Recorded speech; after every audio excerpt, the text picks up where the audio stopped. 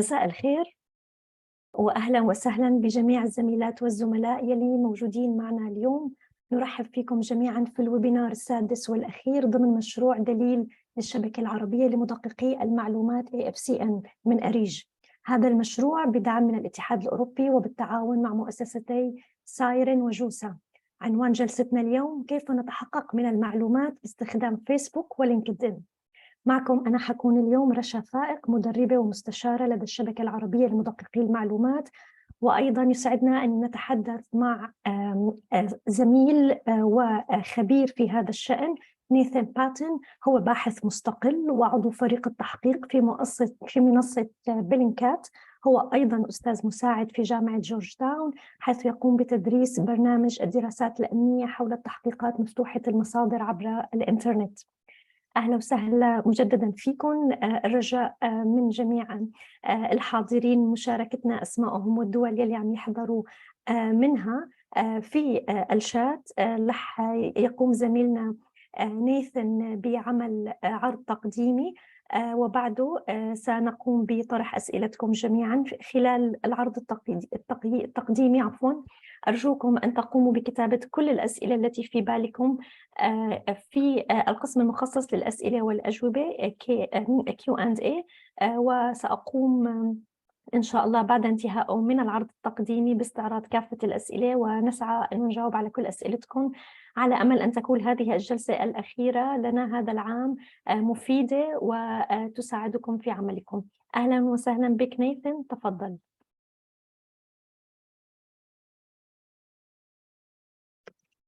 Thank you, Russia, and thanks for having me. I'm very pleased to be here. That was a very nice, kind introduction. It's a bit late where I am. It's 11 p.m. here in Brisbane, so apologies if I'm a little sleepy, but I will do my best. So yeah, let me share my screen. 1 second.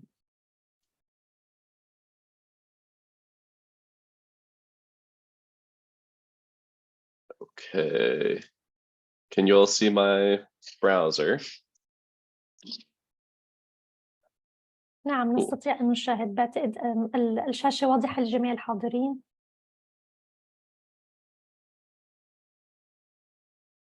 Awesome. Okay, so yeah, so as Russia said, I joined Bellingcat in 2015, about 6 months after they were formed.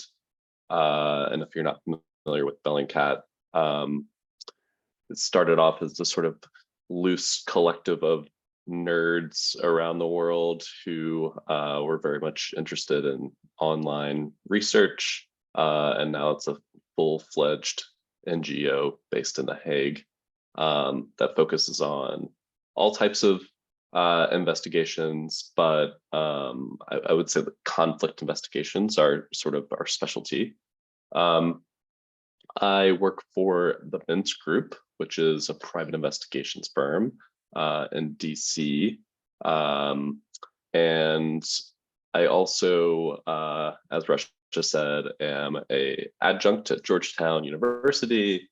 And so at Georgetown, I teach a course called Hands-on Open Source Investigations for their Security Studies program.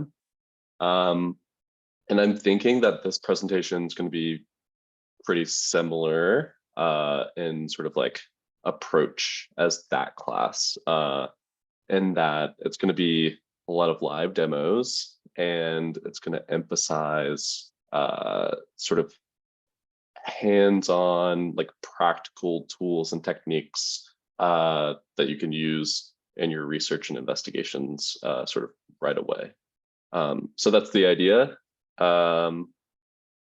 We are going to talk mostly about Facebook and LinkedIn for this presentation. I'm going to spend a bit more time on Facebook because it's such a sort of massive platform with all different kinds of nooks and crannies. It's also used by a lot more people than LinkedIn. but for both platforms, you can kind of divide your approach to either one in terms of identifying profiles, and then once you identify a profile, reviewing those profiles. So I'm going to talk about tips for both of those. And then sprinkled throughout will be some off-platform tools and techniques. So we're going to talk about a little bit about reverse image searching and Google Dorks, which are sort of like search operators for Google. And we'll also talk a bit about facial comparison tools. And then, yeah, I suppose at the end, we'll do Q&A, but Russia said, feel free to sprinkle those in throughout the presentation. Cool. All right, let's get started. So just before we dive in, just some general tips and advice for online open source investigations, which are more typically called OSINT, open source intelligence, but it's all pretty much the same. So basically the nature of online investigations is what you're doing is you're pivoting from one piece of information to another, and you're trying to find as many breadcrumbs as possible. So for instance, you might have an email address, which will take you to a LinkedIn profile, which may take you to someone's real name, to their phone number, and you're just constantly gathering information. Depending on your assignment or the nature of your investigation, you may be looking for some sort of link in particular, or perhaps you're just trying to get your arms around what this individual or group is all about. But regardless of your goal, you're always going to be pivoting from one piece of information to another. And as you're doing that, it's imperative to keep very good notes, just so that you remember the sort of provenance of each data point. Because if you go back and you're wondering, like, why do I think that this email address is tied to this individual? You should be able to know exactly where that data came from, because any sort of inferences that are stacked on top of that, they're only as sort of valid or strong as the sort of like baseline. So if you, for instance, go from like a LinkedIn profile to a Facebook profile to a website in their bio to a Twitter profile, but there's a sort of like link in those inferences, one of those pivots was sort of like invalid or incorrect, then that sort of like destroys the whole investigation. And then two more things I would say. You can only find what's online, and some people that you're looking at are just not going to be as online as other people. So if you're running into sort of dead ends, or you're really not finding much of anything, it's very possible that it's not that your subject is sort of like a master at eluding you. It could just be the case that they're just not online, and that happens. And then one last sort of like general tip for any sort of investigation is that you should preserve your findings as you go. So as you're working on an investigation, it's really critical that you preserve relevant content as quickly as possible, because information on the internet, people like to say that it's there forever, but it really isn't. It can be very ephemeral. And so like a public profile one day could be private the next, and then you lose access to all of that data. Or someone could delete a post. So yeah, whether it's a screenshot or using the Wayback Machine, it's very important to preserve as you go. So those are just some sort of general tips. And now we'll get into the meat of this presentation, starting with Facebook. So investigations pertaining to Facebook. I would say that the first thing that you should do before you get started on any investigation is some of the sort of like logistical, boring stuff, including creating a fresh account that's not your like personal account or your work account. Sometimes these are called sock puppet accounts. Basically, you can have fun with it and make up whatever sort of like name and persona that you want. It can be as in depth as you want or minimum. I will say that this is against Facebook's terms of service. They want you to be who you say you are on their platform, and for good reasons. And so they do make it kind of difficult for you to set up these fake accounts. And given that this is public, I won't go into sort of like tips and tricks. But yeah, once you do sort of finally establish your sock puppet account, you're going to want to let's do a little live demo. You're going to want to go into settings and basically lock down your profile to the extent that you can, in terms of how people can find you and whether your posts are public.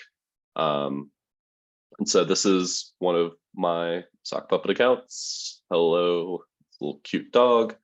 And I'm already logged in. And so you want to go to settings up in this right-hand corner. And then if you do anything, you should at least go to how people find and contact you. And so once you friend requests, so who can look you up using the email address you provided? You should set this to only me so that somebody cannot find your sock puppet account, depending on whichever email you chose to use. If you use a personal email address, then you don't want your sock puppet popping up in their contacts when they log on to Facebook. And the same goes with the phone number. So the options are everyone, friends of friends, friends. But if you just put only me, that effectively locks that down. And then another toggle that I would look at is allow search engines outside of Facebook to link to your profile. So this basically means, will my profile show up in Google results? And so if you're trying to use this for sort of like passive research, you don't really want Google to link to you. And so you can just turn that off. So once you do that and you are happy with all of your settings, just to make sure, you can click the three little dots over here and click View As. And then this will show you what your profile looks like to the public. So anybody who's logged in and clicks over to your profile, this is what they'll see. And so you can see it's very minimal. And as I'm sure you know, all of this is self-reported. So I don't actually live in Cairo. I'm not actually in a complicated relationship.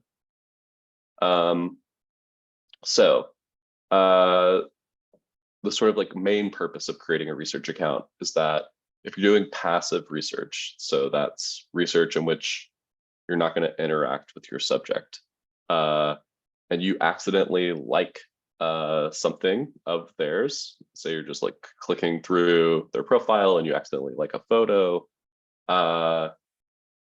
it's best that it comes from Sam Jones, who lives in Cairo, with a dog profile photo than your actual real identity. especially depending on the sort of like subject of your investigation. So if you're like looking into terrorist groups or drug cartels or just literally anyone that you don't want to know, you are investigating them. This provides like another sort of like layer of protection just in case you misclick, which we all do if you do this long enough. And then separate from like adding a little bit of distance from you and the subjects of your investigation, you could develop a persona if you're not trying to do passive research necessarily, and say you want to get into a closed Facebook group. If I'm trying to get into a Facebook group of a bunch of neo-Nazis, doing that under my own name and identity is just a sure way for me to not get approved. And so, yeah, you can set up your sock puppet account and give it a sort of like a legend, a sort of like depth and history, and try to make it look like you are a member of the sort of like group that you're trying to join. And so that'll increase the chances that you're sort of admitted and like go unnoticed and can sort of like fly under the radar. Yeah. Okay. So once you have your sock puppet account created, and you have your privacy settings locked down, and you are ready to start looking for a profile, there's lots of different approaches that we could take. This first bullet, rest in peace, all the techniques. So when I first started doing investigations, I guess in 2015, Facebook was a much different place. And you could literally just have an email address or a phone number and pop it into this search bar, and the corresponding profile would come up. It was that easy.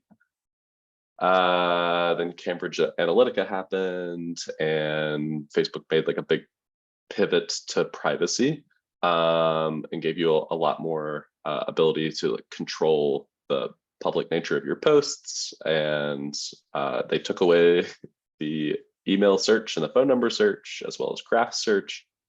And so basically all the loopholes that used to exist, and like the sort of like open source investigations community would find like little techniques or ways to like go from an email address to a profile. But all of those have, alas, been closed. And so we're really just left with sort of using Facebook itself and its native search, as well as Google and also some databases. So the native search, that's just the search bar right here, the search that's built into Facebook. Let's say that we're trying to find the Facebook profile of this fella. So Ali Al-Zabara, he worked for Twitter, and he was indicted and accused by the United States government of essentially selling access to Twitter users' private information to the Saudi government, specifically anonymous dissidents that the Saudis wanted to know who was behind those Twitter accounts. And so he was one of, I think, 3 people that were charged in connection to that. And so he, I believe, is actually in Saudi now. He fled the US, and he is in Saudi working for the government. So if we want to find Mr. Al-Zabara's Facebook account, we could start with a sort of just simple search for his name, and perhaps we would get lucky. So let's see.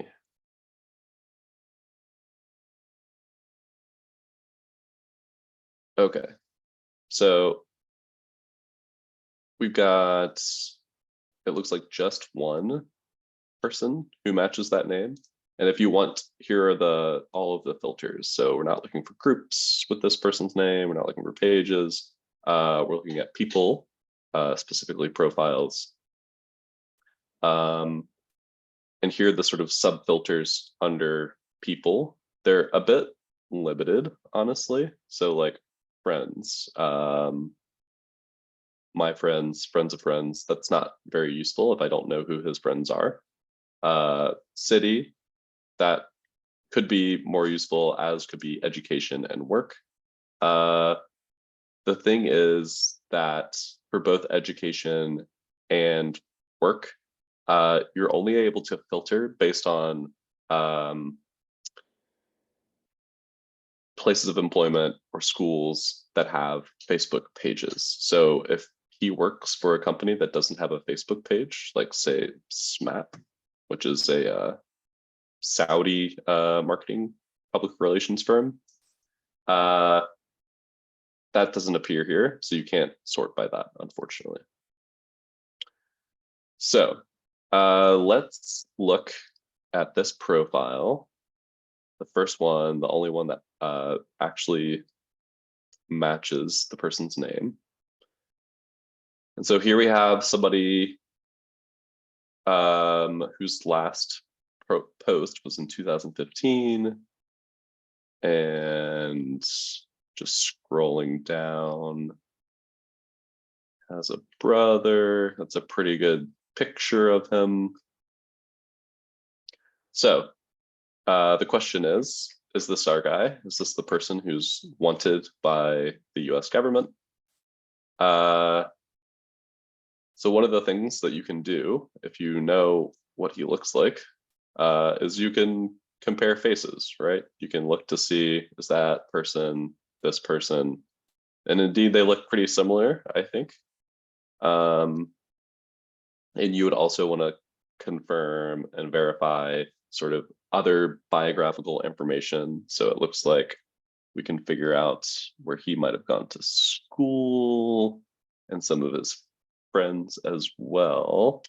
But let's use some facial recognition technology. So Amazon has a free tool called Recognition with a K. And you could basically, their demo lets you upload images and compare. So here they say the reference face is this girl's head, and here are the three faces in the comparison. And then this girl is this girl is not this person. So that's it's how it works. It's quite easy. It's free. So yeah, let's use it here. So we have to isolate this photo and then save as, and I'll call it Ali 1. Oh, yep, replace it. And then for this one,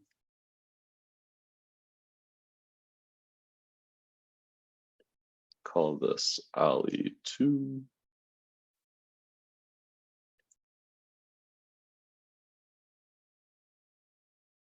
And then come over to recognition and upload them. Ali 1, Ali 2.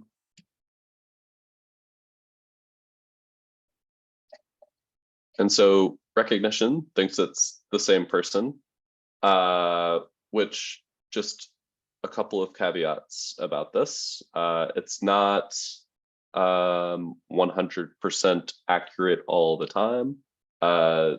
There is bias built into all facial recognition systems, and this one is not immune from that, in which most of its data set was trained on white people, on white faces. And so any non-white faces, it tends to be less accurate. So you should always remember that. And you should never just use this as the sole basis for believing that two people are the same, but it could be a sort of a quick sort of like reality check to see whether if you have a question and you're like want to pursue like, is this person actually who I think they are, then you can just quickly do that and say like, okay, well, maybe there is some basis, and then you can continue with your investigation. Okay, so it looks like this is the profile, quite possibly, of our wanted person. And so, and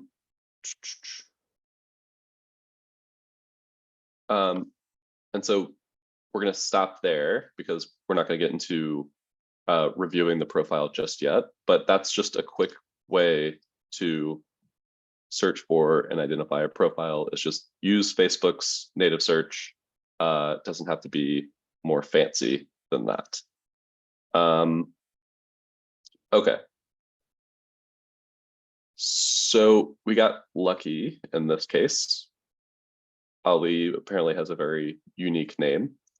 But what if the person that you're looking for is like John Smith, or like Mohammed Hamza or something, like very very common. And so here are so many Mohammeds that live in Cairo. What would you do in this case when it's not at all clear which person that you want? And you could just keep scrolling forever, and there are so many. So this is when you could sort of winnow it down. So perhaps in Cairo, prevents with to AUC, American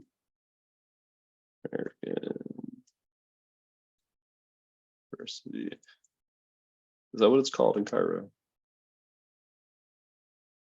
Right. Yeah. And maybe they work at, where did they work? A museum. Which one? Cairo Museum. Sure. No. But yeah, so this is where filters come in handy, but even so, it's still going to be quite a lot of people in some instances. So one approach that you could do is back into their profile via first-degree connections. And so what I mean by that is, instead of looking for Mohammed Hamza specifically, you could try to find a family member or a friend of Muhammad if you have that information. And so usually this like works best if, say, you found Muhammad's profile on another account. And then what I will do is go through their friends list and find a person whose name looks sort of unique or uncommon, because that person will be easier to find. And so let me give you an example that I will come back to.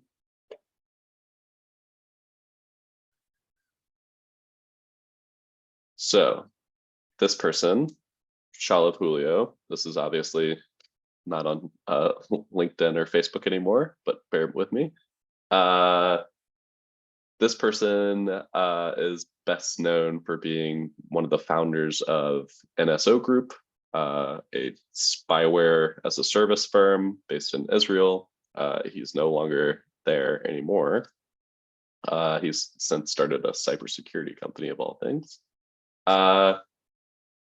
So if I want to try to find this person on Facebook and say, I look for their name, I do the native search, and just nothing is coming up at all.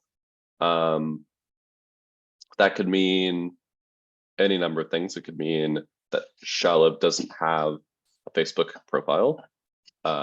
It can mean that he does, but it's under a different name. And so to see whether, I think the best shot of trying to find this person's profile is backing into it through friends and family. So just going into, like, he only follows 10 people on Twitter. And usually the people that you follow are going to be closer to you than people who follow you sometimes, because that could be anybody. But here we have the second person that they follow. It looks like a sort of like normal person. It's not necessarily a celebrity or a band or something like that. So Shaharberg, let's see if we can find that person on Facebook.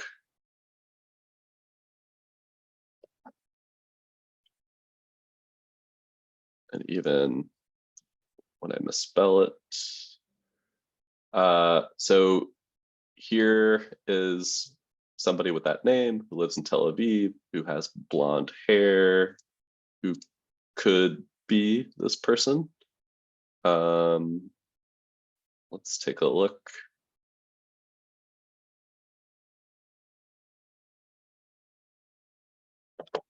So this person, their friends list is not public, but, and we'll talk about this a bit more, what you can do is basically look through the people who like profile photos and other content and create a sort of proxy friends list that way.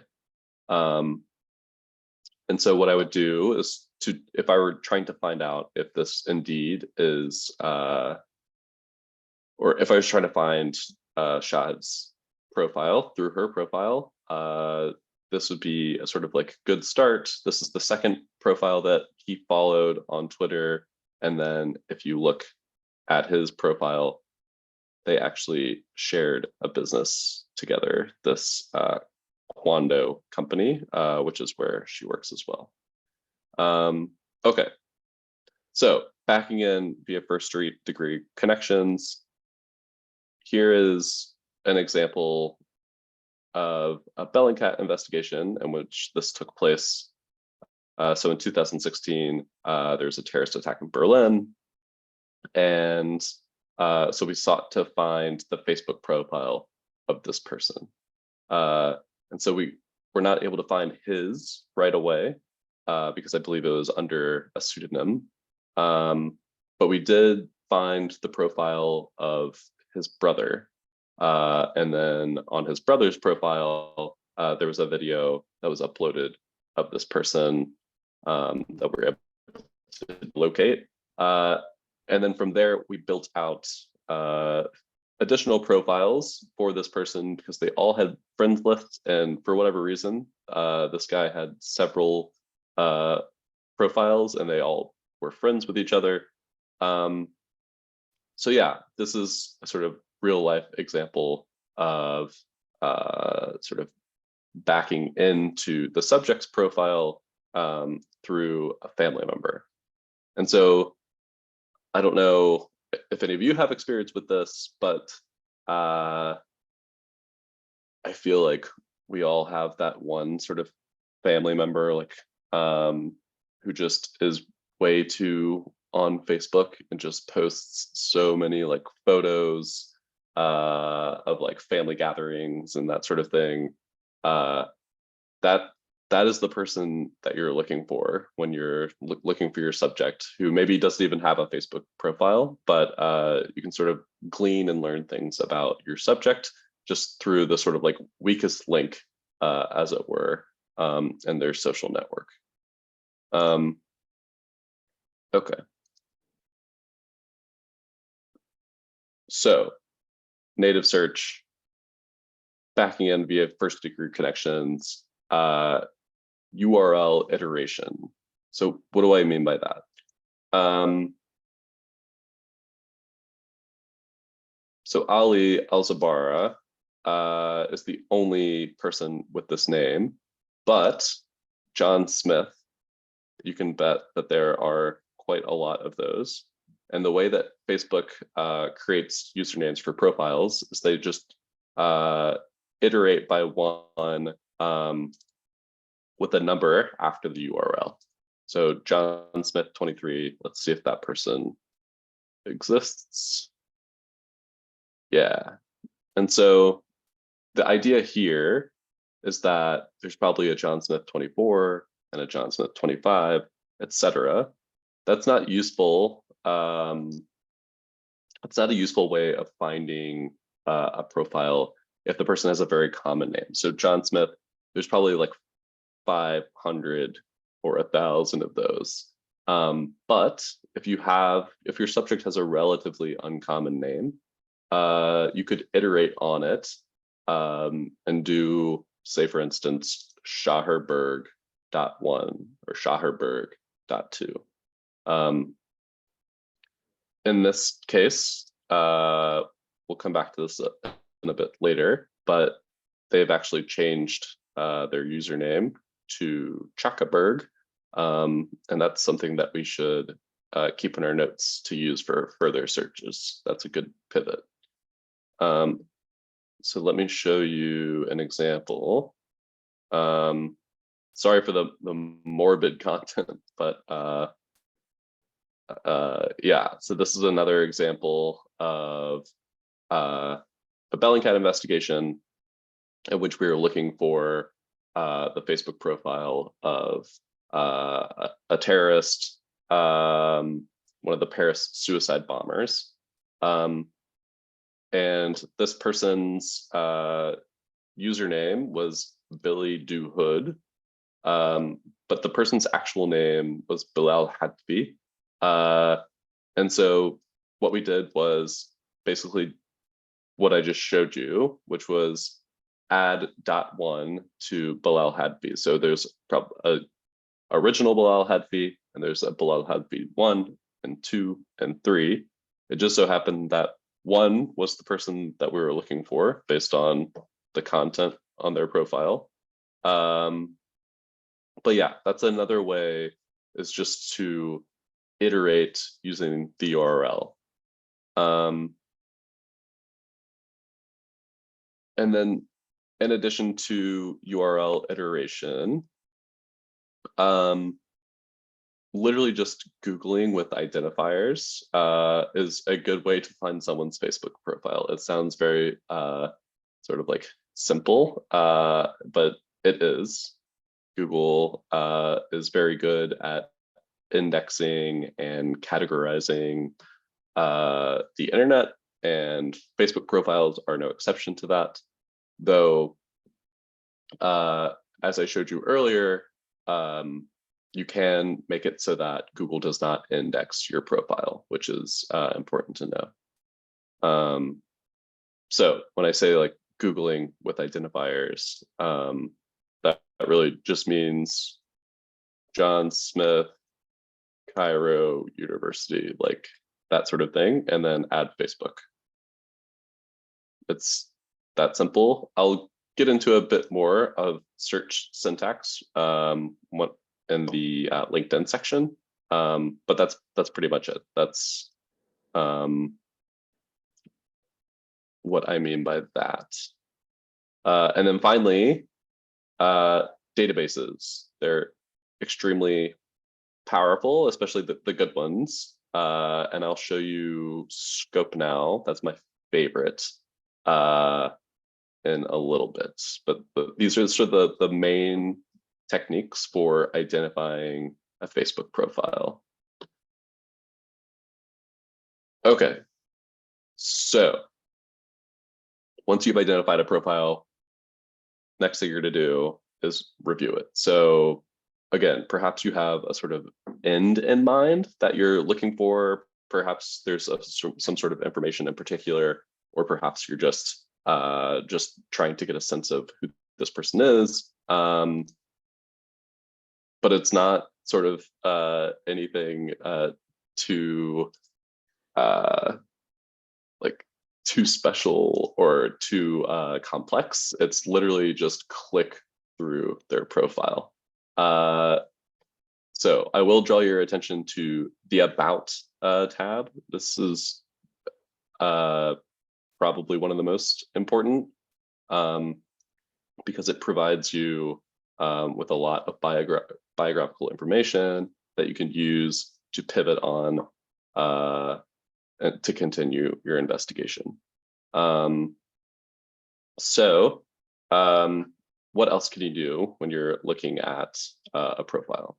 You can filter by year. So here under posts, you could scroll. Or if you're trying to jump down to a particular time frame, you can do that as well. And so that's what. So that will help, especially if it's a voluminous account, because I've seen profiles of people who post several times a day, every single day for their entire time on Facebook. And so it's quite impossible to just scroll to the bottom. Another sort of thing that you are usually a question that you might have when you're looking at a profile is, when was it created? And unlike pages on Facebook, profiles don't have a sort of section that says that. And it might be under life events. They might have things that even predated when they created the profile. So that's not a very good indication of when the profile was created. But a good sort of like proxy or workaround is looking at someone's profile photos. So under photos, go to albums. Here they just have two, profile and cover. So I want to look at both of them.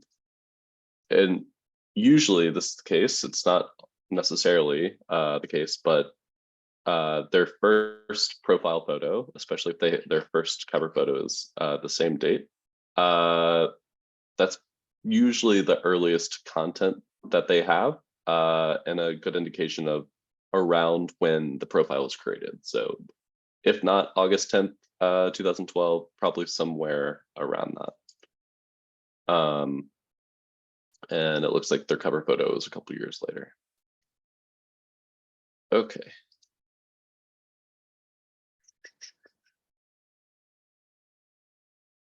Let's see.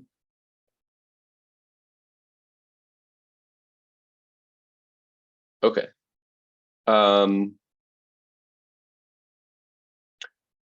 So it talked about filtering by year. You can also search profiles, which is like so nice and something that I really like that Facebook did. So all you have to do is click these three dots and click search, and then you search for something. So let's search for beach. Now work. Cool.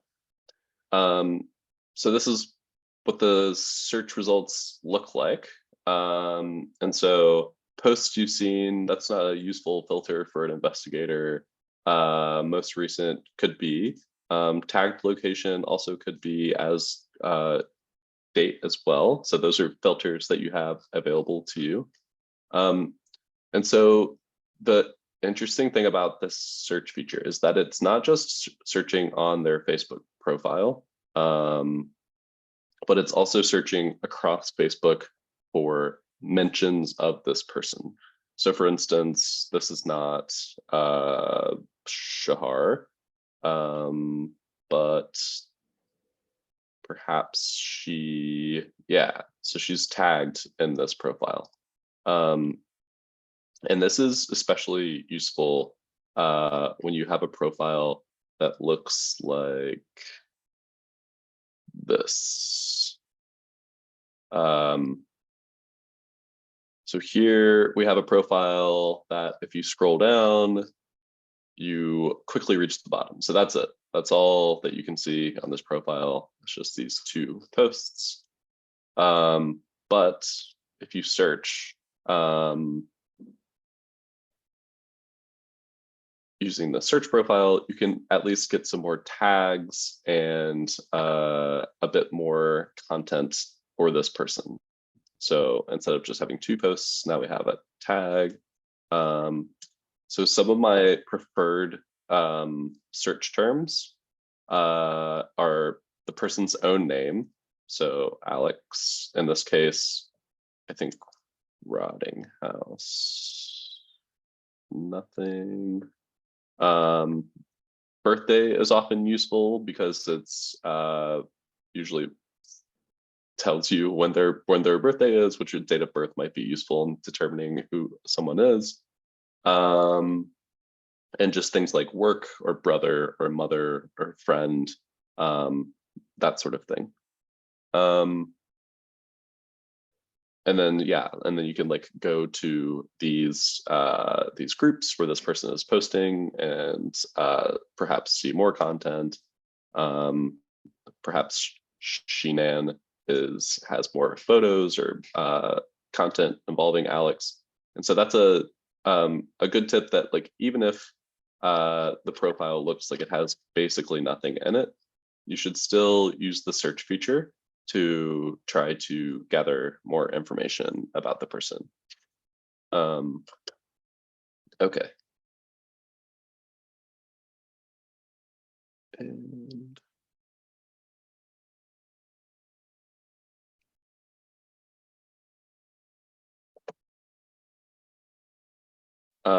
let's just do one more example of finding someone's Facebook profile. So this person works for NSO Group. So there's a theme.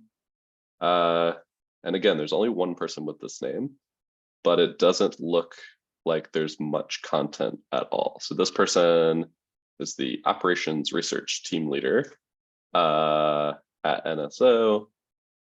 And it looks like his profile is very minimal.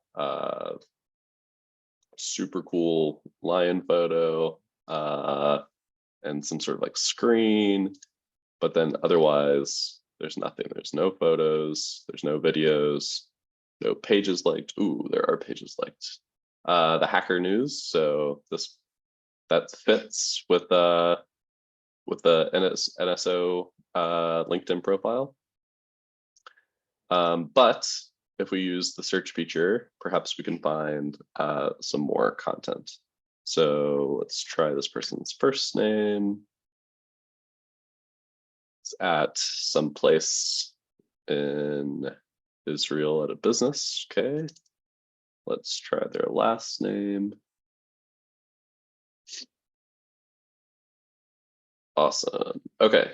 So now we have a quite dated photo, but nonetheless, we have a tagged photo of our person, whereas we didn't have that before. And it looks like some more tags and some more friends. It's all a bit dated. But note, so Liren is tagged here. And I guess he kind of looks like his like cartoon avatar. But that's not the only one. So just going through this person. So this is the sort of like Facebook friend, like the weakest link that just like posts pictures and tags everybody. But here's Liren again, and another photo. And so this is a good sort of example of Facebook search is very weird and not complete. So you should not assume that if there are no results, that means there's no content, because I'm not quite sure why it returns the results it does. Like why it would return this tagged photo, but not the other one. But yeah, that's just something to keep in mind. And so yeah, this is another good example of using search to find more data about a person whose Facebook profile on the face of it looks pretty bare. And so this is another profile in which, or another post rather, in which he's tagged, talking about some like computer work that he did. Okay.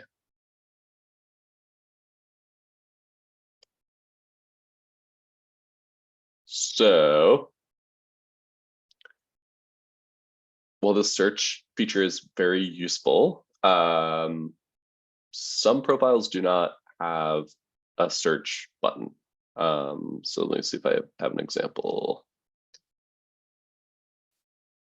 So here is just a random person, sorry, Sarah. Clicking on the little 3 dots, there is no search. So it's still nonetheless possible to search this profile, and I'll show you how. So if you look up here at the URL, this is the same structure across all profiles. So facebook.com/profile/Facebook user ID/search, and then here's the query. So search hack is up here, and it's searching Liren's profile.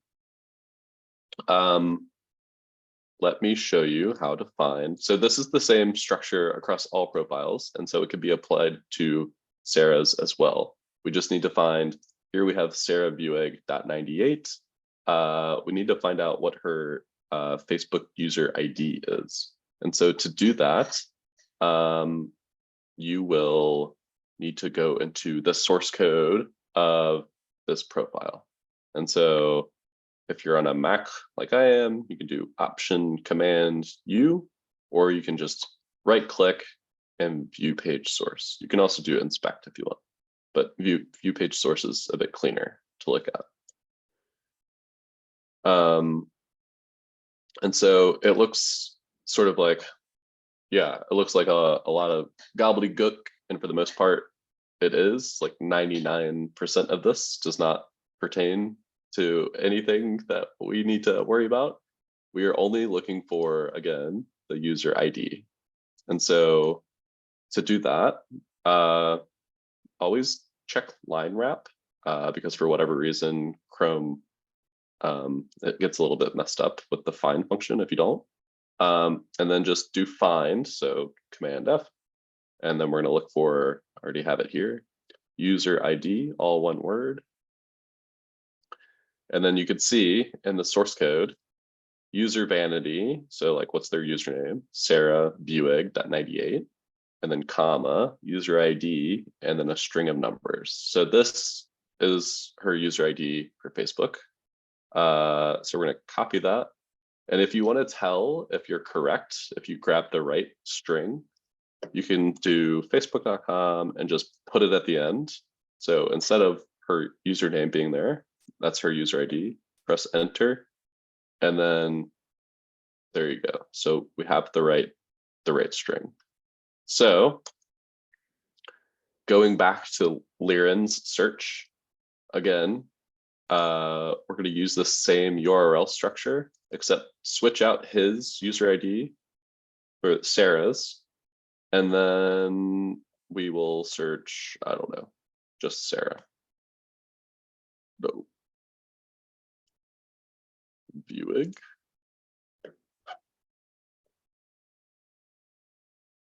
Oh, hold on.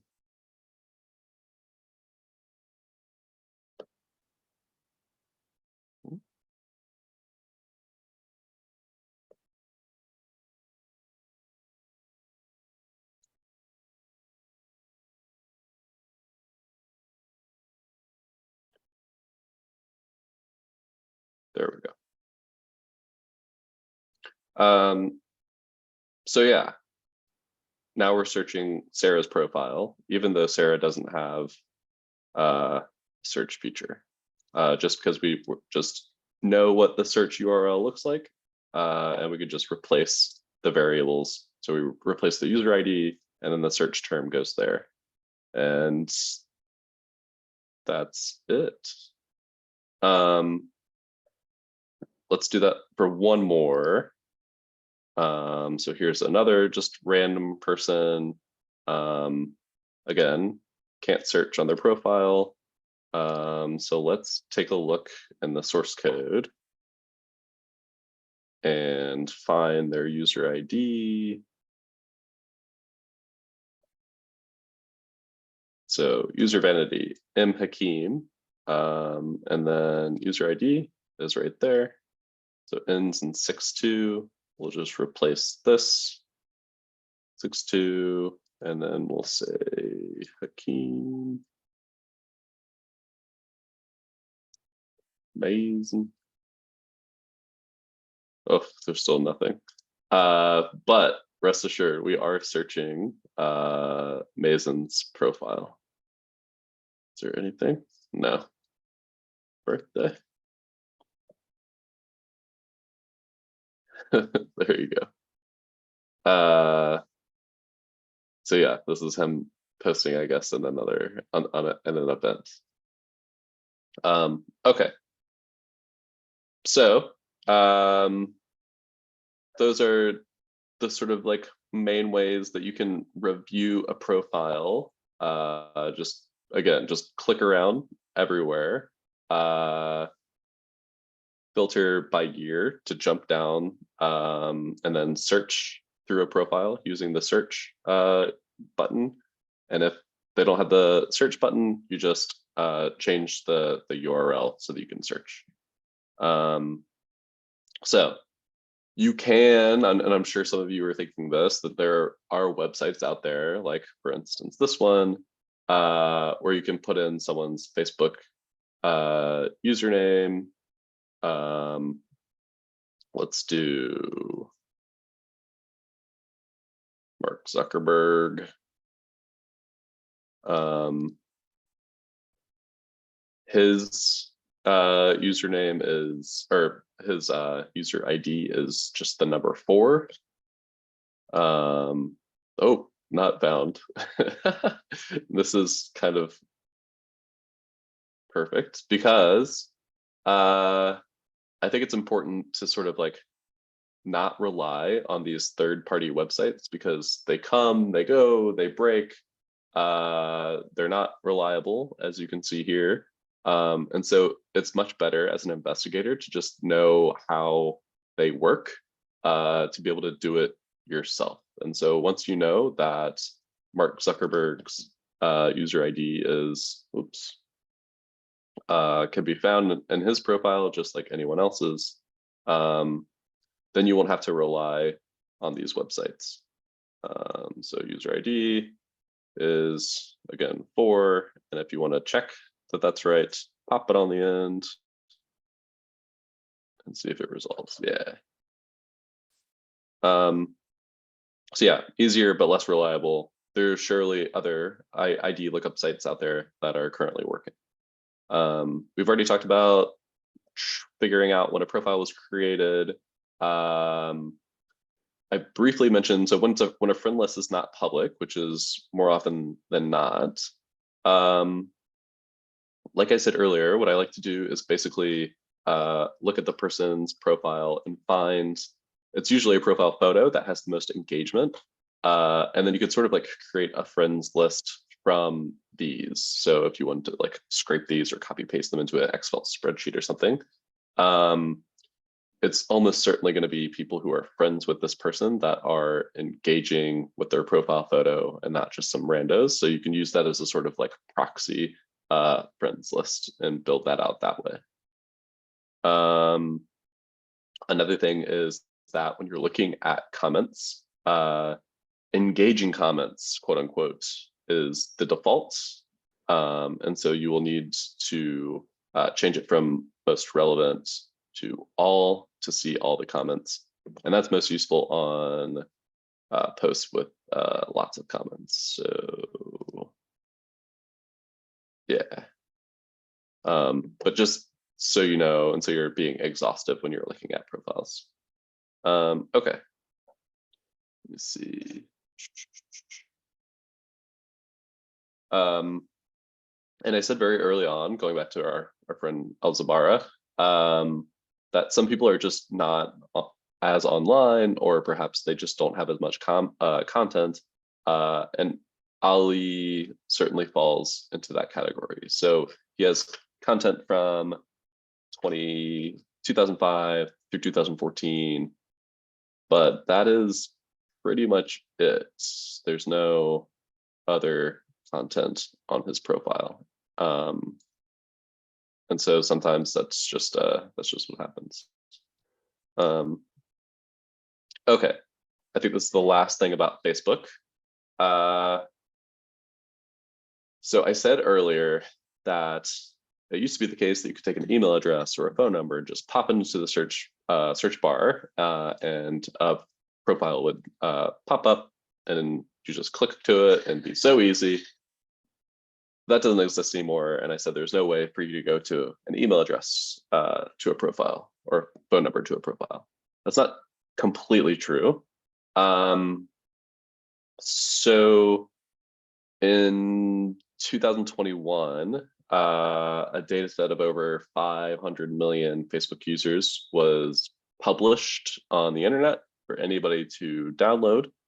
And that's about 20% of Facebook's subscribers.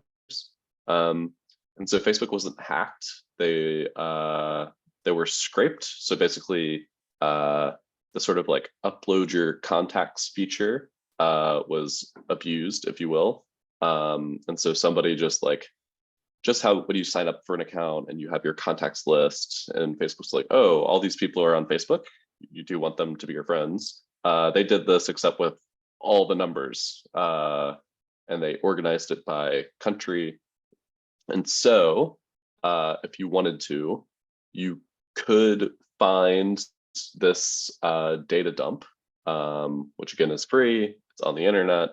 And this is one way that the data that it contains is mostly phone numbers to profiles, but in some cases it does have email addresses and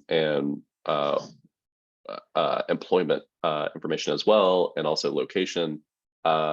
So it's a very good resource. It's unlike any other for investigators, but it is sort of like in a bit of an ethical or legal gray area. And so that's something that you have to like figure out for like both personally, but also professionally with your employer. Is this data something that you can use in the course of your investigations? Okay. Almost done with Facebook. So like I said, Facebook's like a very sprawling platform. It has like a marketplace. It's got pages, it's got groups, it's got regular profiles. So I just want to draw your attention very quickly to a couple of things with regard to pages. So let's use Neon as an example. So another sort of like good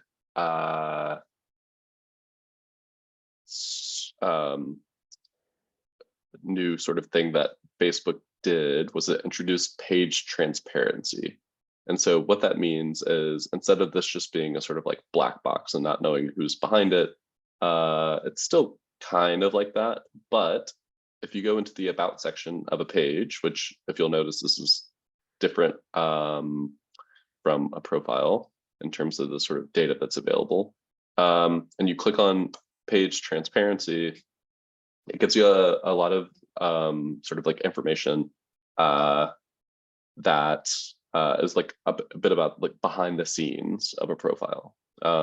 So for instance, unlike profiles, it does tell you when the page was created, and says what its name was. It shows you changes to the name, and it tells you the people who manage the page, where they're located.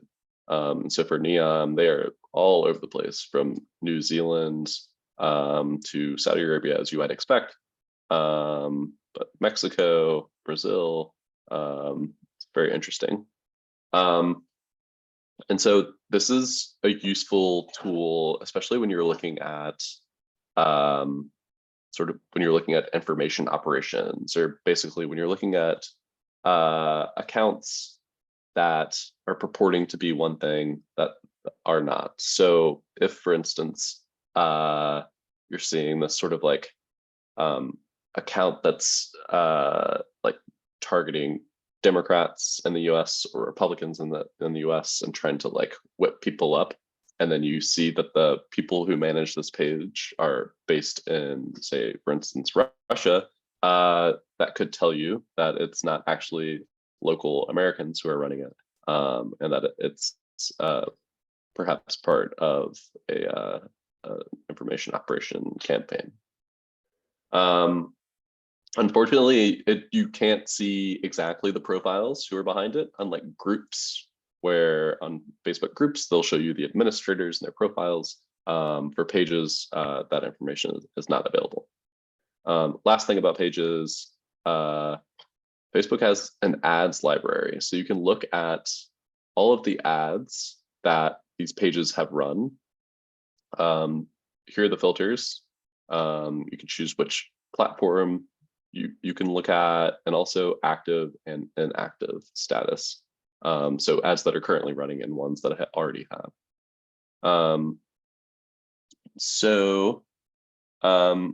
Let's look at an example. So here is one that has been noted that this ad ran without a required disclaimer.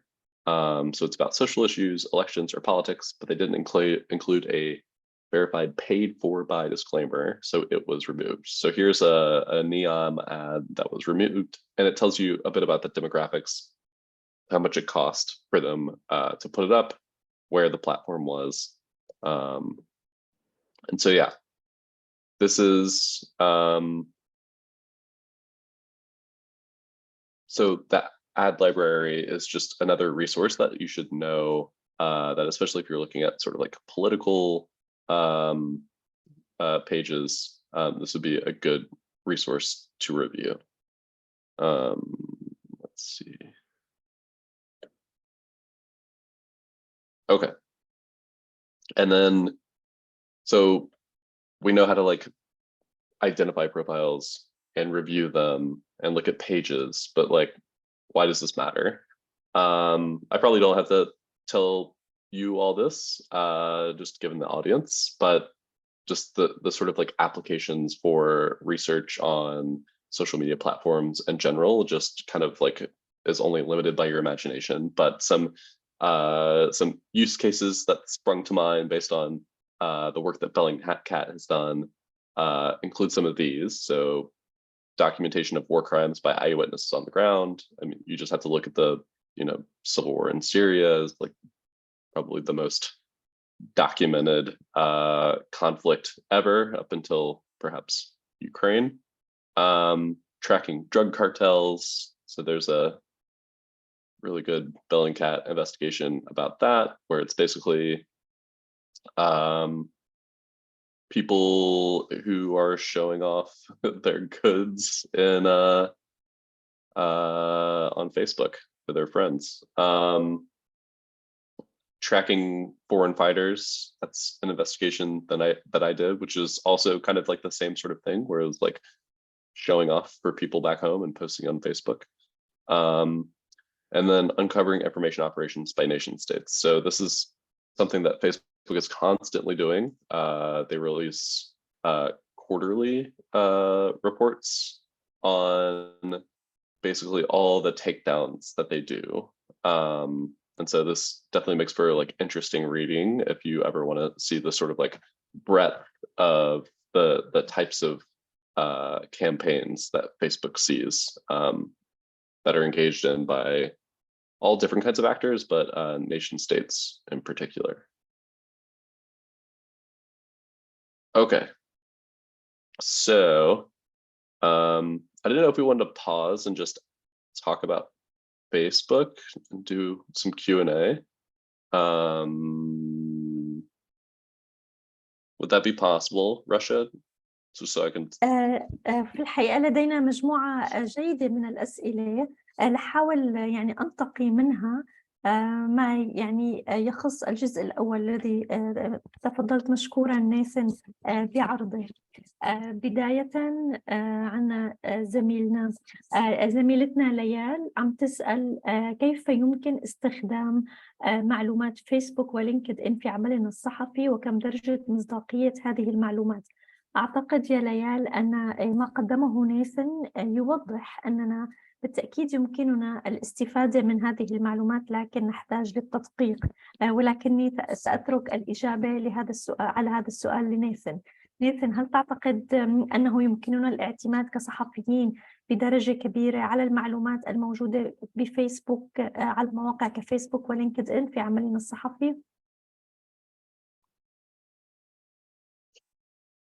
Yeah, I think so. And like speaking as not a journalist, but as an investigator, there's, I guess, a lot of overlap. But I think it's just like sort of any other medium in which you would just need to corroborate it and verify it. I don't think it's lesser than because it's posted on a social media platform. And I think one of the sort of use cases that I outlined was documenting like war crimes or like things, and sometimes this is like people's only voice is, you know, Facebook or YouTube or one of these platforms where they can put out into the world sort of what they are like seeing. And so yeah, I think it could be extremely useful, but it just needs to be, you know, verified and corroborated. And as journalists, if you can reach out to the person who posted the content and verify that they are who they say they are and where they are, yeah, I think it could be incredibly useful.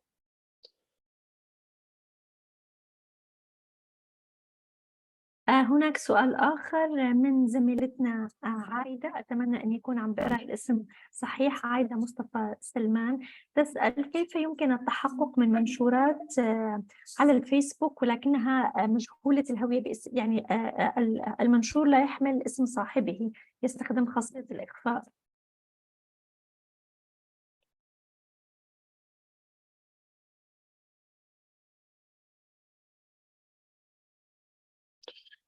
Yeah, so I think in that case, it does make it difficult, right? And that you have to just basically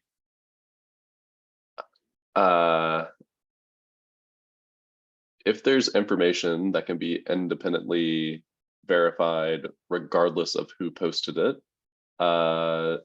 then that sort of like in an ideal circumstance, of course, we would have the sort of person tied to the content, and they could say like, yes, this is who I am and I vouch for it in this way. But in some instances that's not possible because of perhaps danger to them or their family, or the nature of the information would compromise them. So yeah, I think it's just you have to sort of only evaluate the information that exists. So like, for instance, if somebody says that this church was bombed on this day, there are things that you can do to verify the facts of that question. If it's like a photograph, for example, that you don't necessarily need to know this person's name to be able to determine whether this church actually exists in this location, if the weather in the photograph is consistent with the weather on the day that they said it would happen, if there are any other reports of other individuals that can corroborate this, if you can look at satellite imagery to see if the church has sustained any damage. So there are things that you can do, of course, to verify information that don't depend necessarily on knowing the identity of the author. Yeah. شكرا ناثان. هناك سؤال آخر أيضا يتعلق بكيفية التخلص من حسابات قديمة تخصنا وفقدنا السيطرة عليها وقد تتضمن معلومات قد تضر بنا. هل لديك أي نصائح في هذا الخصوص؟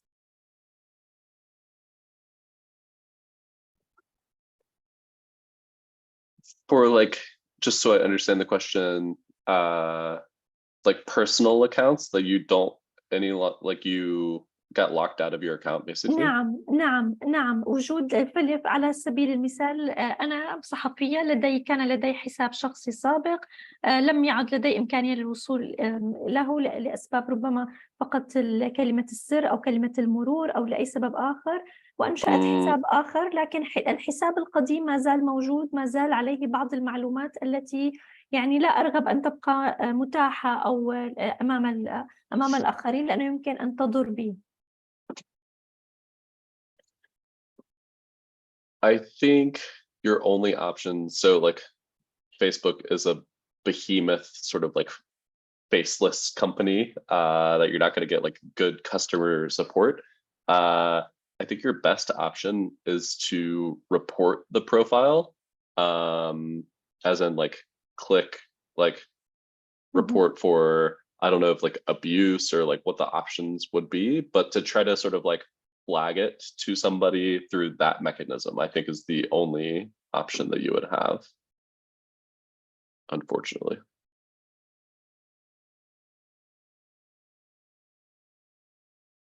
لدي سؤال أخير سأخذه فيما يخص الفيسبوك وبعدين نعود إلى العرض التقديمي والقسم الخاص بلينكدإن.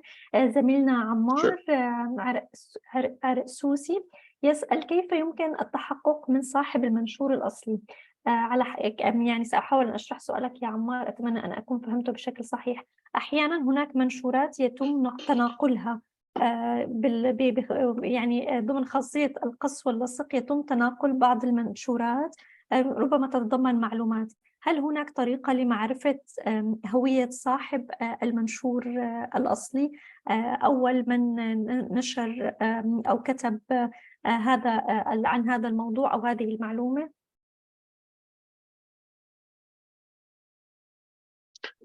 Yeah, there are a few different things that I would try to do, because you're right, you're always going to be looking for the sort of first instance of the content, the first video, the first photo. And sometimes it's very obvious when it's been reposted, because it will be like cropped and grainy, or there'll be like a watermark on the image. The two sort of main things that you can do are text-based searches and reverse image searches. And I'm going to talk a bit about reverse image searches in the LinkedIn portion. But when I say text-based searches, what I mean is you're literally searching for the content of the image. So if there's any text in the image at all, I would want to search that in quotes exactly. And then you want to search, or you want to filter Google by date to see if you can find other examples of that exact image. But aside from that, like that and reverse image search, and then also just getting a sense of the profile that has posted it. Just looking through their profile, do they seem like a sort of normal average person, or are they sort of constantly publishing sort of like incendiary or like mean sort of content? Yeah, so I think I would just like want to get sort of like a sense of the account itself. But reverse image search, even when it's a video, if you take basically screenshots of the video itself and search for those or the thumbnails, you can often find earlier versions of the video. But yeah, it's not easy, and that's a really good question. And it's hard to know when you've actually identified the first instance of a piece of content.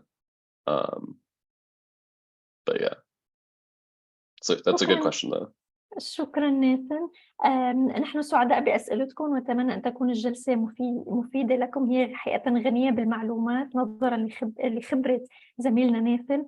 بيسعدنا نشر كل ما تعلمتوه خلال جلسة اليوم عبر السوشيال ميديا، لكن نرجو أن تستخدموا واسمي دليل و AFCN خلال نشركم لأي معلومات عن من هذه الجلسة. أيضا هناك استمارة تقييم للجلسة ستقوم زميلتي فاطمة بإرسالها لكم. أرجو أن لا تنتهي هذه الجلسة قبل أن تشاركونا رأيكم وتقييمكم لجلسة اليوم. كما يمكنكم الحصول على المادة التعليمية حال انتهائكم من ملء التقييم مباشرة. نعود من جديد للقسم الثاني من العرض التقديمي، وهذه المرة سنركز أكثر على موقع لينكدإن. تفضل. Thank you. Okay, so LinkedIn, if you're not familiar with it, I think this is a lot less popular in the Arab world than in the US, I would say. But it's basically a professional networking site owned by Microsoft.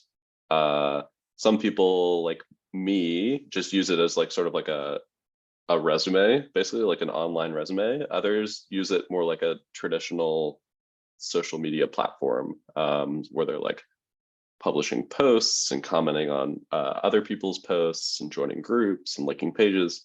So yeah, let's get into it. So again, before you get started, and this is even more imperative for LinkedIn than Facebook. So Facebook, I said you should probably have a sock puppet account just in case you click on someone's profile.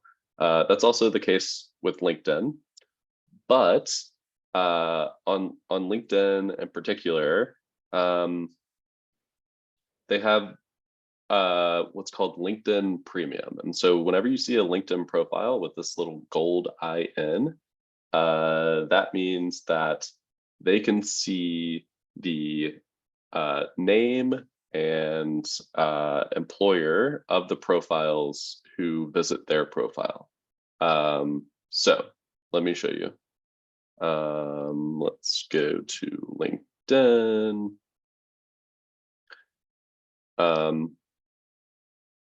So here's my fake account, just very boring, Sam Jones, an accountant. So in order for, so this is this is Saud al-Qahtani, the sort of right-hand man, or used to be, to Mohammed bin Salman. I think in the West, he's probably best known for being the sort of mastermind of the Khashoggi assassination. But he's also the sort of like, or he was the sort of online enforcer for MBS, which I'm sure all of you are familiar with. This is his LinkedIn profile that I found. So this is what it looks like. He no longer has the IN, but when he did, he could see everybody who visited his profile. If you don't want someone with a LinkedIn Premium account to be able to see you, this is what you should do. Once you're logged in, click Me, go to Settings and Privacy, and then under Visibility over here on the left, you're going to click Profile Viewing Options. So it's the very first one. And so if you don't change these settings, Qahtani would have seen Sam Jones, accountant, Washington, D.C. This is what he would have seen as someone who visited his profile. If you change it to private mode, he cannot see any of that. The drawback is that you can't see who visits your profile, but as an investigator, you're probably mostly interested in the subject not knowing that you viewed their profile. So if you do anything, please change your settings to private mode. Okay. So Same thing. Remember, you can break the investigations down into two things: identifying a profile and then reviewing the profile. So Google name and identifiers, just like Facebook, is one of the best ways to identify a LinkedIn profile, just like with Facebook. They also have a native search where you can search for individuals. So you can search for, can you see me? Here I am. But you can also search for companies. So group, and then go to the company page. So I just clicked on the link, and then go to people. So about tells you a bit about the company. There's posts, there's job listings. If you click on people, you can see some of their 328 employees, including certain demographics about them as well. So 86 of them do IT, 18 went to this university, etc. So here they are. Here are NSO group friends. You'll see that a lot of them say LinkedIn member instead of their actual name. So let me find somebody who actually has their name. Here is Elad Krasny, but almost everyone else has just LinkedIn member as their name. So what do you do if you are interested in, say, for instance, finding out who's the general counsel at NSO Group? What is this guy's name? If you click on it, nothing happens. You can't go to the profile. But if you search on Google for this person, then here's our fella Shmuel Sunray, an amazing name. And here he is, general counsel at NSO Group. So a quick note about Google Dorks. That's just a sort of like fancy way of saying like there are certain search operators that Google recognizes that let you sort of like filter the results that they return. So there are a lot of them, but here are the three that I think are the most important. A site search is this. So site : whatever site you're interested in. This is telling Google, only show me links, only show me results from the website LinkedIn. So let's just show that. So 780 million results. Every single one is from LinkedIn. You can combine that with other search terms. So site, LinkedIn, Sunray, NSO. Here's our guy, Sunray. And you can do that with almost any site. If Google has indexed it, then then you can do a site search of it. So site Bellingcat.com. Let's just say Syria. Now, this is saying, show me web pages only on Bellingcat that have the term Syria in it. And so all of these somewhere will have Syria on the web page. And so when you're looking for somebody on LinkedIn, you would do something like that. You would say, so let's take this person. This is going to be a difficult one because it's just administrator. It's not just like an easy one. So let's do site linkedin.com administrator. And then here's another search syntax that you should know, or search operator rather, quotes. So this is basically when you put something in quotes, and apologies if you already know this, when you put something in quotes, you're saying, I want this exact phrase. I don't want to see web pages that have NSO on one part and then group somewhere else, or just NSO or just group. I want this exact phrase.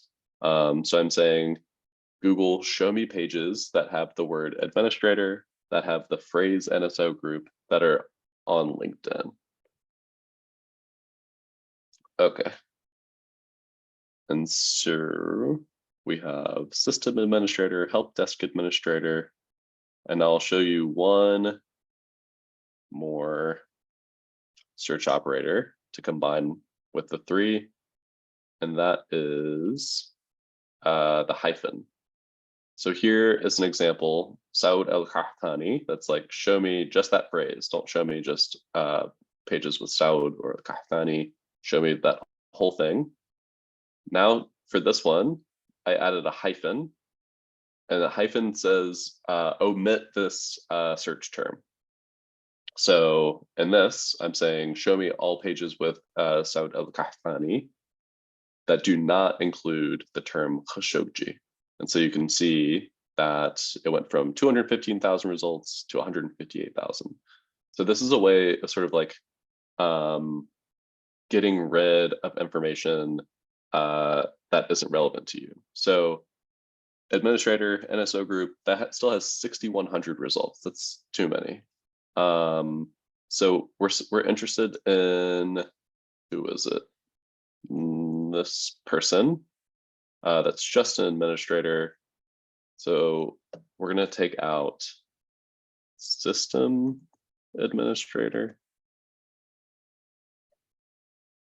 We're going to take out help desk administrator. And the hyphen has to be right up next to, so no spaces. Oof. Nope, administrative assistant. Oh, we got lucky. That was so lucky. Cool, so that's the person that we're looking for. But yeah, that's the idea, is that using Google to find these people that LinkedIn, basically like the more people that you are actually connected to on LinkedIn, the more profiles will be available to you. But as a sock puppet with like no connections, almost all the profiles are going to look like this. So you're going to have to, if you're interested in this person or this person, you'll have to turn to Google to try to find that that person that way. Okay. Let's see. Okay, so that's pretty much it when it comes to identifying a profile. It's literally the native search and Google Dorks. So when you're reviewing a profile, here's an example of what one looks like. Here, Shalev Julio, the NSO group co-founder, has LinkedIn Premium. So if I were using my personal account, you would know that Nathan is looking at me, but I'm using a sock puppet, so he doesn't. So up here, there's always going to be a contact info button. It's kind of small and easy to miss, but it's very important because it could have other social media accounts. It could have a website. It could have contact information. So always check contact info because you're looking for places to pivot. You're looking for more information. And so that one is something you should always look at.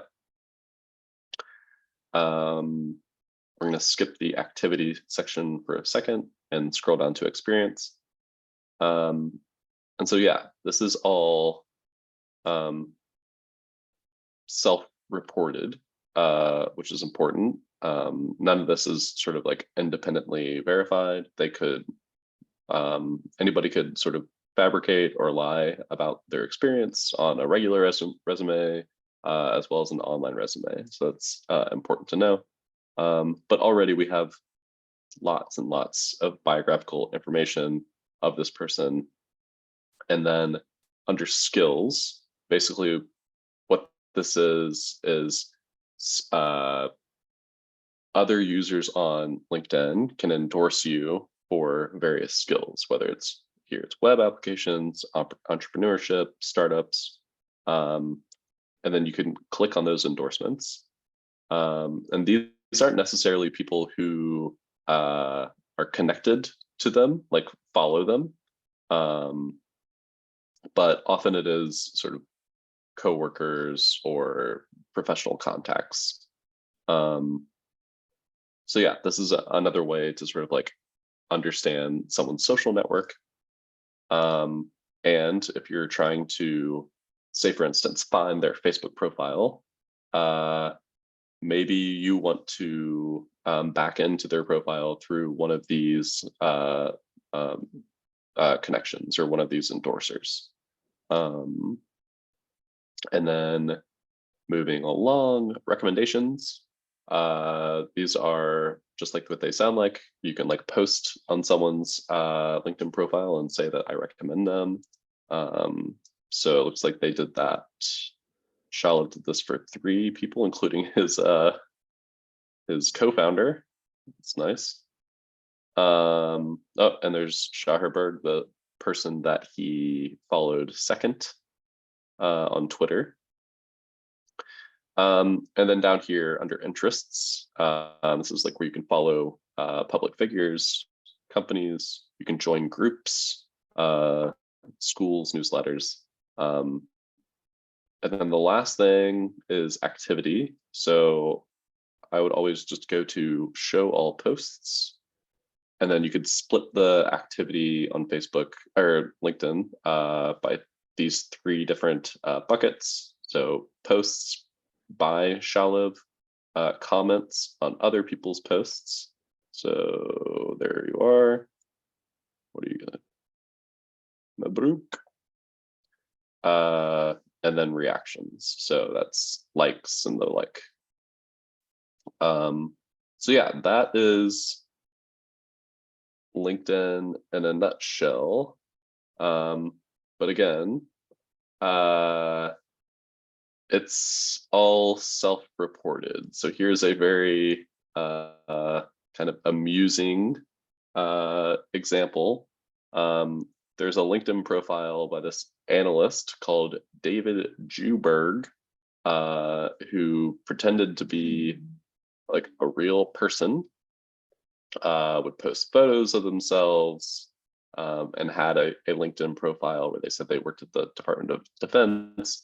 And this person was quoted again and again in Russian and Ukrainian media as an expert on the war. But it turns out it was linked to a sort of like conservative figure based in the US. But yeah, this is just sort of a very dramatic example of that anything on LinkedIn is put there by the person without any sort of like verification. So don't take it at face value. And then finally, this is the last bit, y'all, I promise. Pivoting from a profile. So we've identified profiles, we've reviewed profiles, we've collected a bunch of identifiers, and now we want to find more information. So there are a bunch of different tools that will help you do this. Rocket Reach is one that's specific to LinkedIn, as is a tool called Contact Out. And Contact Out is a Chrome extension. It's this little frog right here. And so here's what it looks like. So say you are on Saud El-Qahtani's LinkedIn profile, and you want to know what contact information is attached to it. What do you know? It's the same Gmail that he uses for everything. But yeah, this is what this looks like. And then you just pop this into your notes and use it for, say, Scope Now, which we'll talk about in a second. Let's do the same thing with Shalom.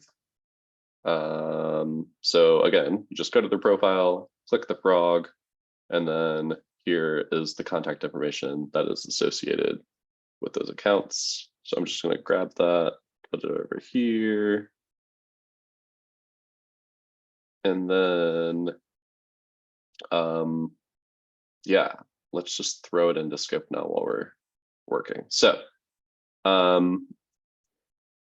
one thing that I should note is that whenever you're on Facebook or LinkedIn or any sort of social media platform, always look at the URL because it could differ from the display name.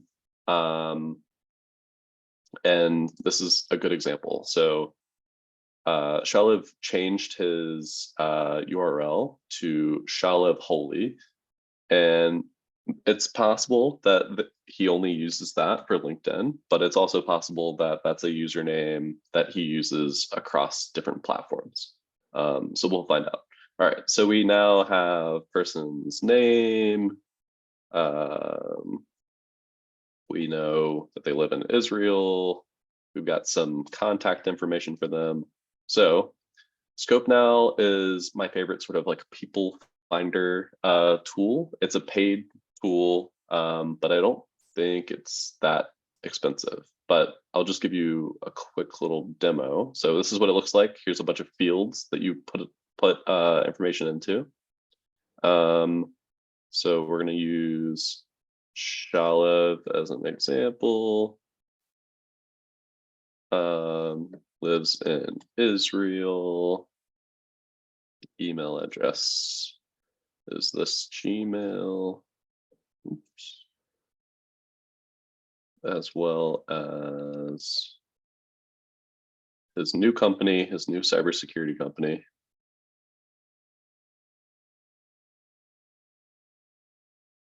And then his phone number.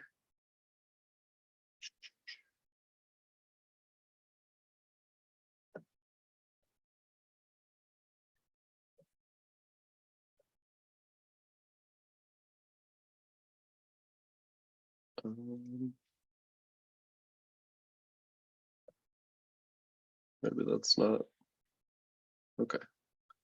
And then we'll just throw his LinkedIn profile in there. And his Twitter, which he so kindly linked to. There's another possible username for us.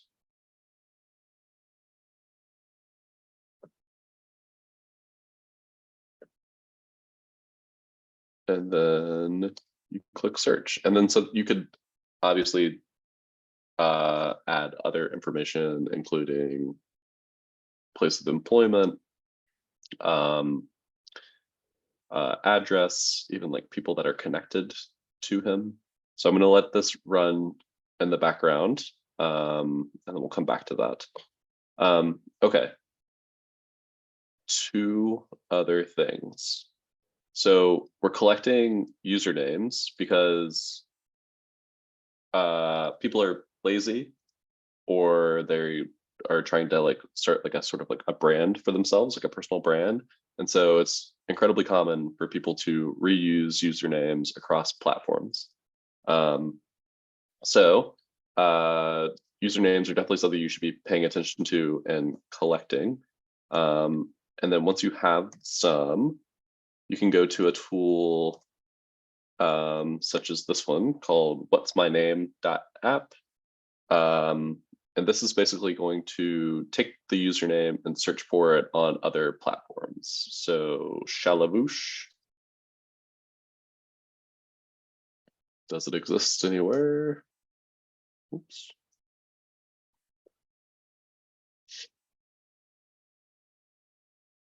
Looks like just on Twitter and maybe Kick as well. Shallow had that. I wonder if that's him.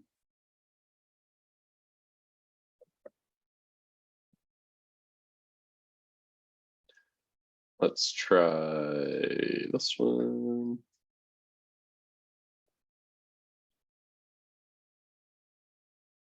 But yeah, this is just a quick, easy way to see if the person has any profiles on other accounts. Let me choose a different one.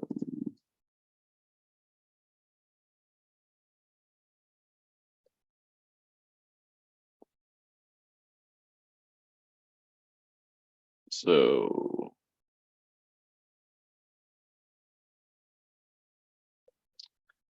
and then once it's done, then you just like click through to each one. I know some of these are definitely not Bellingcat. Like I'd be surprised if we had a SoundCloud. Oh, nope, we do. Oh yeah, for the stage talks, of course. So yeah, it's a very quick way to identify other profiles. And again, just because somebody has the username Bellingcat, that does not mean that, of course, that it is affiliated. So that's something that you would have to verify as well, but it's at least a lead to check out. All right, so let's look at scope now. So this is what it looks like when the results come through. So you can see a good deal is based off of the LinkedIn profile. So here's all the work experience. Timeline, that's fine. That's just another way of looking at their LinkedIn. Okay, so we found quite a few more email addresses. There's an NSO group one, as you might imagine, a Hotmail, some more usernames, and then the social profiles. Oh, maybe a Facebook. Oh, so that means that the profile no longer exists and was probably deleted. Foursquare, is that our guy?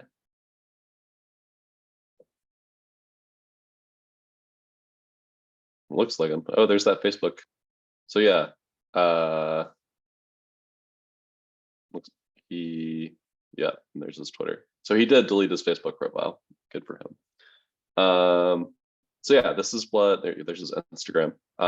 This is what the results look like on Scope now. This is the sort of like very like low hanging fruit sort of search tool where you can take a LinkedIn profile, someone's name, email address, pop it in here, and it aggregates a bunch of data all in one spot within a minute. So this is a very useful tool.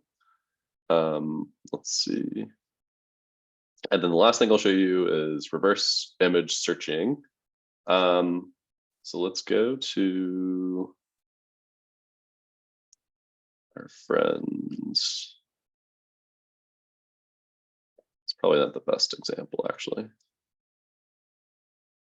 Okay, so when you're on any profile, it's possible that just like their username, they use their same profile photo in multiple places. So it's good to reverse image search those. So you need to isolate the photo so that it's not embedded in the website anymore, but it's you're looking just at the photo itself, just the file. Sometimes you can do it straight from the website, but other times you need to make it in its own window. And I just did that by just dragging it up there. And then you can right click, and I use a tool called the Fake News Debunker by Invid. It is a Chrome extension.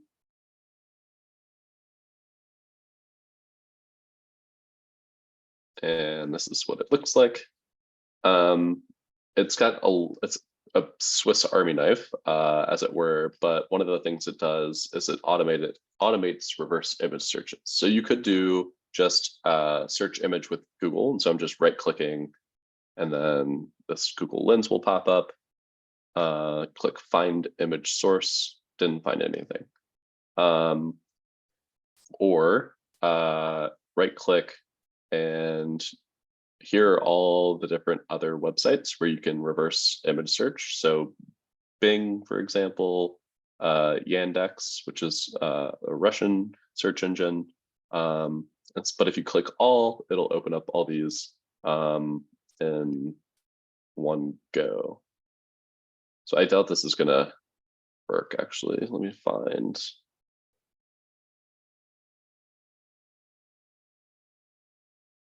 Kind of looks like them. There is a sort of famous filter unofficially that Google has implemented, as in reverse facial searches, facial recognition searches are typically not going to work for just like an average person that isn't famous or well known, but it will for celebrities and the like. Let's see. I have somebody in mind.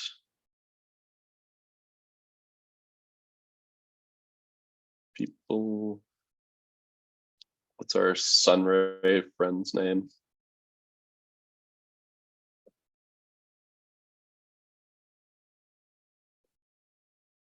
Schmoyle. Oops. So let's try this fella.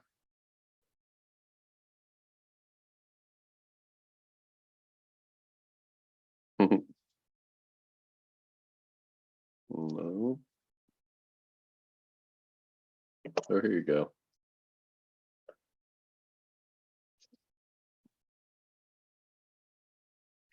Oh, it's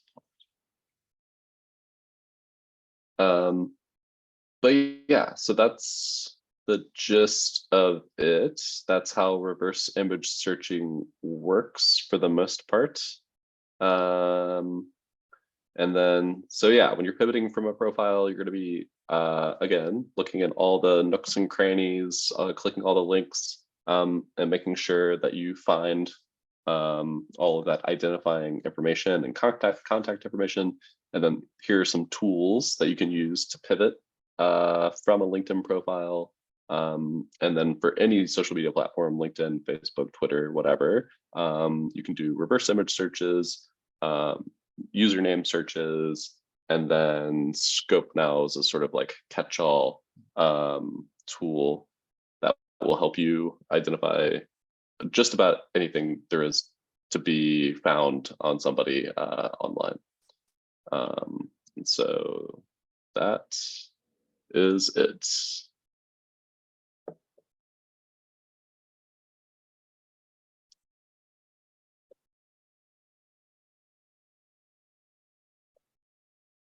شكرا جزيلا ناثان على هذه المعلومات الغنية جدا، ومع الأسف الوقت المتبقي لدينا أقل من 10 دقائق. سأبدأ فورا بمشاركتك الأسئلة التي وردت إلينا خلال حديثك، ولكن أريد أيضا أن أذكر زميلاتي وزملائي، أرجوكم أن تقوموا بملء استمارة تقييم الجلسة لنتمكن من الاستفادة من آرائكم لجلسات قادمة.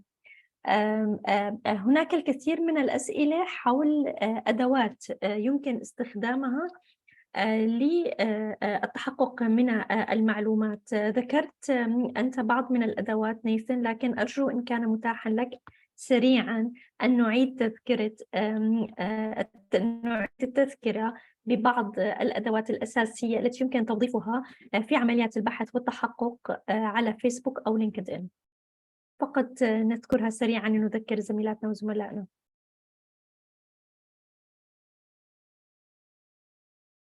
Yeah. And I could also just drop them in. So Scope Now is the big one that I just showed that's paid.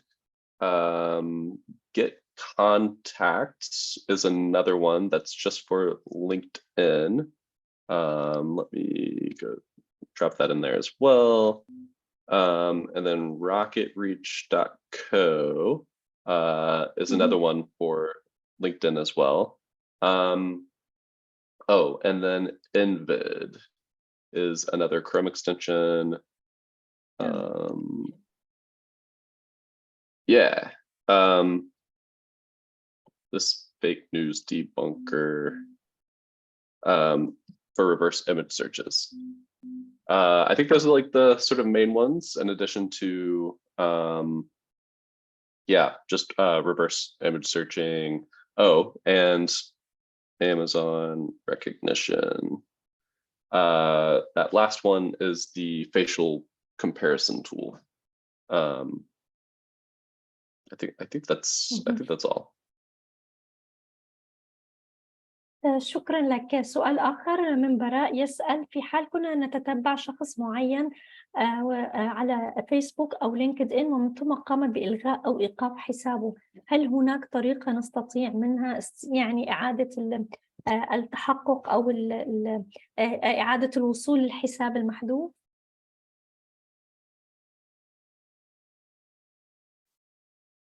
Almost always no, unfortunately. So only Twitter is kind of like reliably captured in the Wayback Machine, which, if you're not familiar, it's basically an archive of the internet.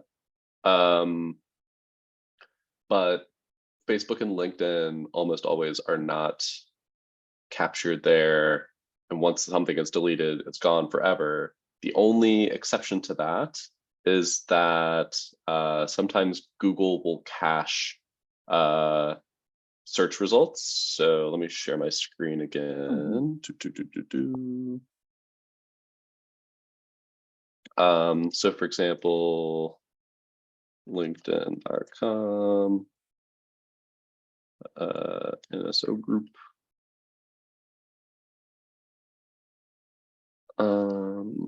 Let's see if I can find a post. So sometimes accounts will be here still in the search results, even if you click through and it's gone. And then sometimes you can click here, these three dots, and there's like a button that says cached. Same thing with Facebook. Facebook, John Smith, I don't know, Texas. But yeah, as you can see, it's a bit rare for it to happen, but yeah, you're usually out of luck, unfortunately, if an account is deleted on Facebook or LinkedIn.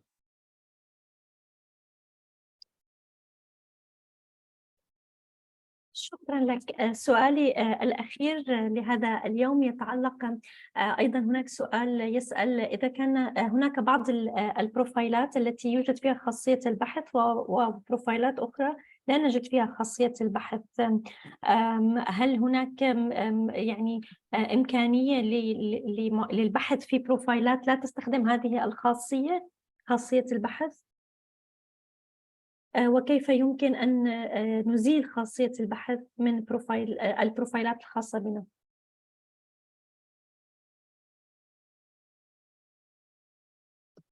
Yeah, so I think you're talking about this. Hold on. Let's see.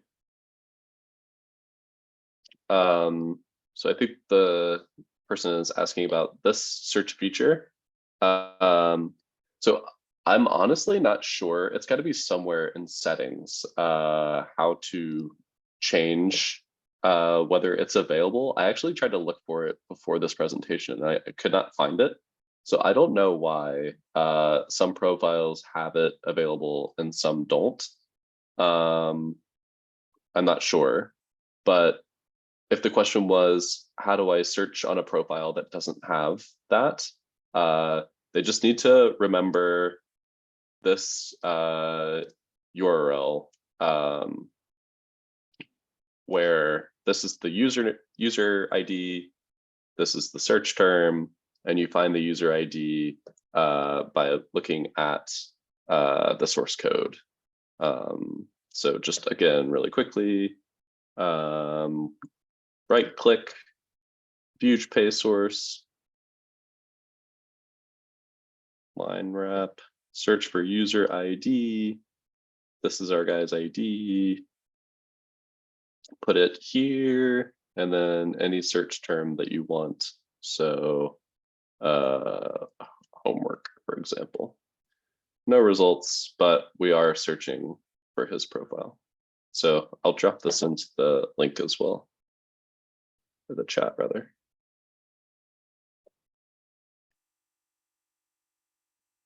شكرا جزيلا ناثان، شكرا لكل الزميلات والزملاء الذين حضروا معنا هذه الجلسة الغنية بالمعلومات والمفيدة جدا. نتمنى أن تكون أضافت لكم ولمعلوماتكم ما يفيدكم في عملكم سواء الصحفي أو في عملكم الخاص بتدقيق المعلومات. شكرا جزيلا ناثان، نتمنى أن نبقى على تواصل وأن نستفيد مستقبلا مرة أخرى من خبرتك الكبيرة في هذا المجال. شكرا جزيلا، دمتم بخير. Thank you for having me. And if anyone has any questions, you can get in touch on Twitter, Nathan Bاتين. But yeah, thanks again. Thank you.